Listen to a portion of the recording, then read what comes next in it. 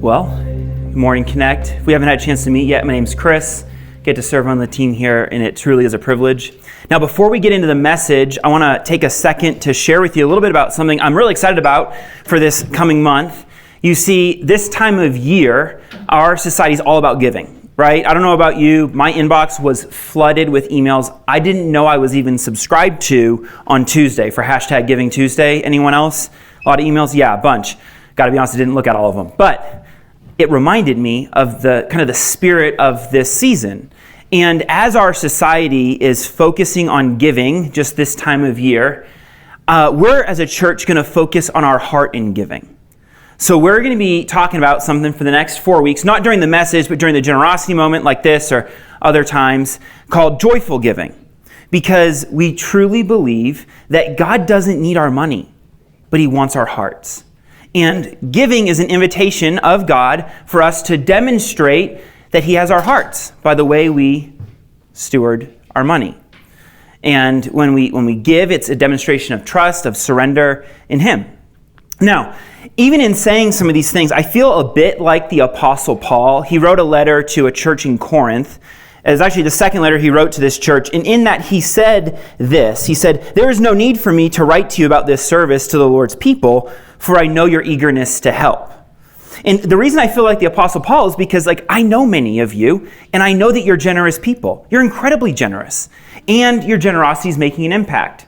One of my favorite stories from this past year was the story of what God's been doing in Gavin's life. Now, many of you know Gavin, but if you don't know Gavin, just a little bit of his story. Back in February, he started coming to Connect, and he wanted us, he approached me on the first Sunday or second Sunday, and he wanted us as a church to go join him in a protest that he was going to be a part of.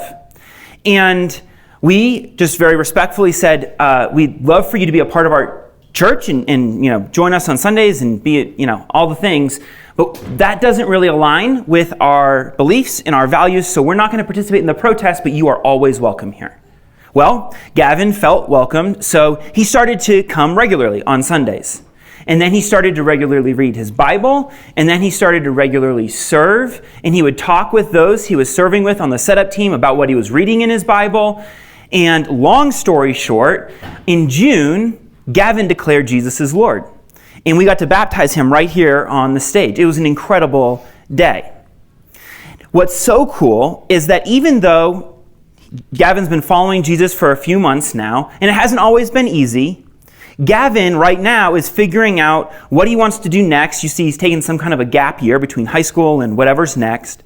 And he's feeling this urge to go to Bible college and pursue pastoral ministry. Now, if you know Gavin, you know that's like an only Jesus kind of story. And that's the kind of thing that we get to be a part of when we give back to God through His church. You see, I know you are generous people, and I know that your generosity is making impact. Now, there are those of you here, I just haven't had the privilege to meet yet, so I don't really know if you're a generous person or not, but I'm just going to give you the benefit of the doubt. I assume that you want to be generous people. Because I have never met somebody who says, you know what, I just want to be stingy. That's what I'm shooting for in life.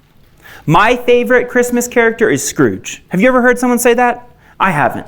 No, we want to be generous, right? So in this season where we're going to be hearing about giving from all the different angles, I want this verse to be an encouragement to us. Paul wrote this as well in 2 Corinthians 9. He says, "Each of you should give what you have decided in your heart to give, not reluctantly or under compulsion, for God loves a cheerful giver." So let's not just be generous people. Let's be cheerfully generous, joyfully generous. And what does joyful giving look like? Well, it looks like a few different things. And in the coming weeks, we'll kind of do a little bit of a deeper dive into each one of these. But real quick, high level, what we see in the rest of 2 Corinthians 9 is that joyful giving is thankful giving. It actually helps supply for the needs of God's church. Joyful giving is sacrificial giving. It overflows and it impacts those in need. And joyful giving is hopeful giving. It actually inspires praise in others. That's what our joyful giving should do. So, over the next month or so, you're going to hear us talking about this, and we have a goal that we're praying for, that we want to see God move, because there are some immediate needs that we have as a church family, and we've got all kinds of vision for what we'd love to see God do in the year ahead.